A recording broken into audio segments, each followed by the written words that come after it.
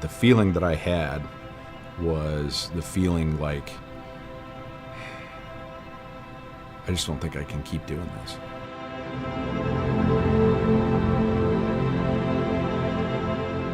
Starting your own business and having clients and having employees and having demands that need to be met. I struggled with it for a long, long time, not knowing what I was doing and being afraid that I was going to fail at that. Is like, I've made it through 5 years of undergraduate, and I made it through, 9 years of graduate school. And I'm looking at this and I'm thinking, holy crap, I made it that far, and now here I am in this business. I might fail here. And that causes a lot of fear and a lot of anxiety. And there was a lot of time where I'd wake up sweating and freaked out and uncertain about the future and worried about how am I going to take care of my family, how am I going to take care of my employees? Is this the end of the line for this dream, this goal that I've had for all these years? If you don't have a fear of failure, then you're not trying hard enough. If you have nothing to worry about failing at, then you're probably not putting yourself out there in any meaningful way. When I was in high school, I had no idea what I wanted to do with my life. I ended up meeting a fellow by the name of John Haberstad, who was in this business. So I started talking to him about what he did, and he was telling me about reconstructing these crashes and running crash tests and all these other things that really sounded interesting to me, because as a kid I was always great at breaking things but not very good at putting things back together again. Having that sort of inclination, that appealed to me. So I went to engineering school, and surprisingly, when I had some goal in mind, I started doing really well at it. And over time, I just started falling in love with the business, started falling in love with the idea of doing what I do, analyzing crashes, trying to find the truth, put the pieces of the puzzle back together in a way that makes sense to me as well as sense to other people. Rock and roll. So in 2003, Origin Engineering LLC was formed, and we started doing accident reconstruction and injury analysis. In 2015, we decided that, we don't really do engineering in any real meaningful sense. What we're really doing is forensic analysis, and forensics just really means the application of scientific principles in a way that you are presenting those scientific principles in a courtroom. And 2015, into 2015, changed the name to Origin Forensics LLC, and here we are today. All right, here I come.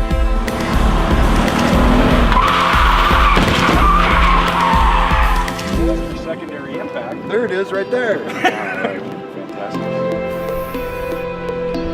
Right before I started working with my coach, Ted Schmidt, I felt like this is it. I don't think I can go much longer. I don't think I can do this anymore. It was almost like I was drowning, and I had spent years strapping concrete weights to my legs and thinking I could continue to tread water and keep my head above water. I didn't really know what I was doing. I didn't know how to hire the right team members. I didn't know how to run my business, how to keep track of the financials, any of those kind of things. I was making these attempts to be a businessman. I signed up to be a member of the Spokane Valley Chamber of Commerce. People come out and you have a little open house, and in walks this short guy, and I look over him and I go, "So what do you do?" He looks up at me and he's like, "Well, I help businesses get unstuck." And that kind of struck me. I've remembered that ever since that moment. I remembered him saying that to me. I help businesses get unstuck, and I needed that. I really needed that in a monumental way. I needed to get unstuck.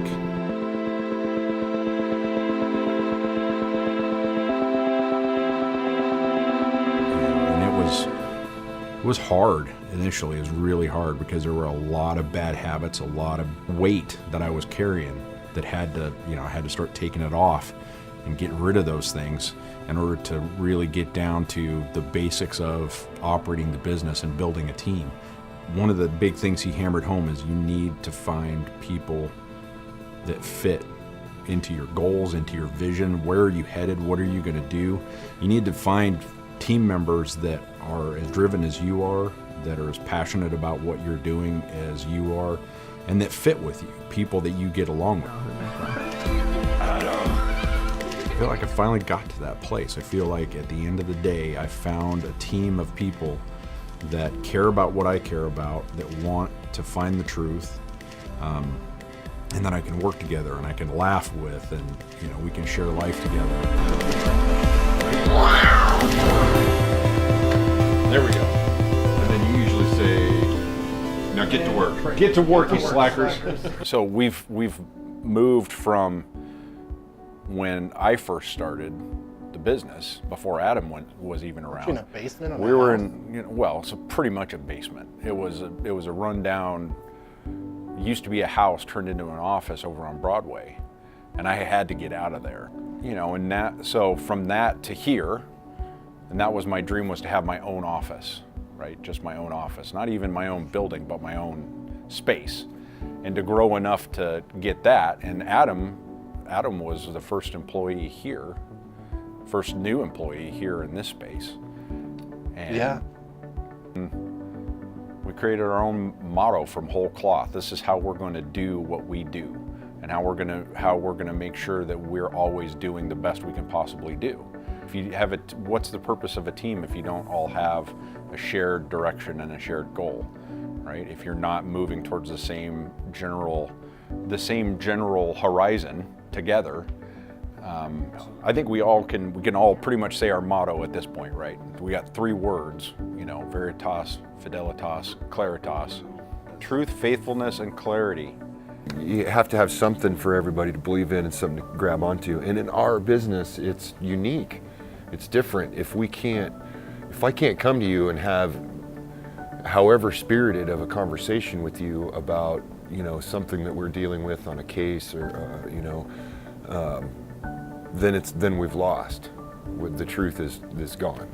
We're not going to get there. We have to all, be together. You and I have to be able to sit down and just hash it out. Yeah. Looking for, at the end of the day, we're about trying to find the truth. That's it. To the best of our ability. That's it. And grab a hold of it and not let it go. But in order to add somebody to the team or to grow, it's not particularly easy to find that quality when you're looking around for people, right?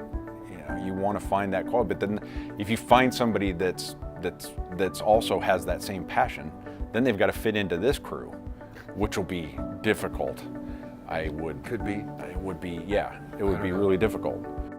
When I first started, it kind of was like no one was wanting to grow. They were afraid to buy into the future or, look at the vision and where the company could go. And everyone was kind of in this safe position where they were comfortable. When I came in, we had 2 cameras and some computers. And now, we have to hire a survey crew. We have to hire this and do that. And you didn't want that. I didn't want that.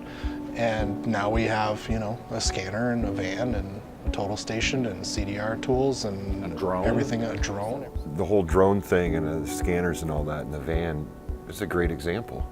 We don't have to worry about it anymore. When we have an idea or we have a vision and we want it to happen, we know we can do it. Right. We said, this is what I think, this is what you say, this is what I think. And we're all like, well, we think you're crazy. And this is how we think it might actually work in reality. But in the end, right, we came out with this idea with the data preservation unit in the van that goes out with all the equipment, and there it is. One day we get a call. We heard you guys are really good. We'd like you guys to get involved in analyzing this crash. And we go through that whole process of taking it on. The sheriff asked us to do this, and they've had a ton of people already go through it. And they've spent a lot of money on it, and now they're talking about the idea that how are they gonna pay us to do what they're asking us to do?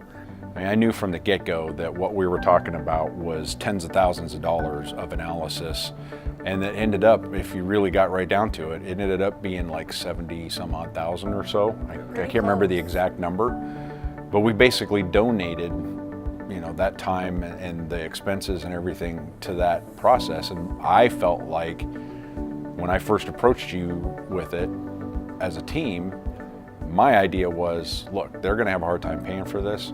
And I've done really well living here in Spokane and being part of this community for all these years. And I've never really been asked, I haven't been asked to even be on a jury. It made sense for us to take the opportunity to give something back. I think amazing about it was the fact that never was there a moment where anybody would relax because, oh, we're not even charging them Yeah, for we're it doing anyway. it for free, so Yeah. don't worry about it. And I think that's, there's never a question.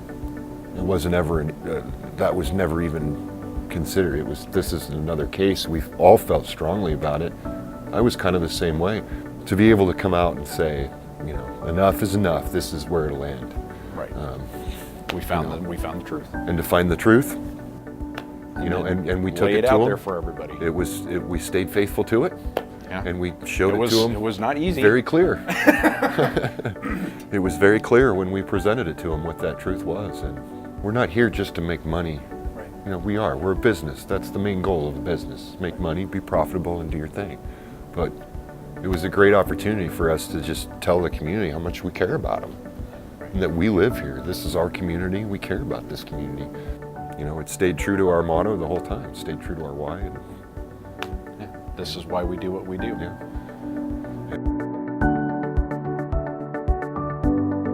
And really just 3 words that we can remember. That's veritas, fidelitas, claritas. So it's truth, faithfulness, and clarity. We want to find the truth by being faithful to the evidence, and then be able to present that with clarity, whether it's in a written form or whether it's in front of a jury or a judge or attorneys or a press corps.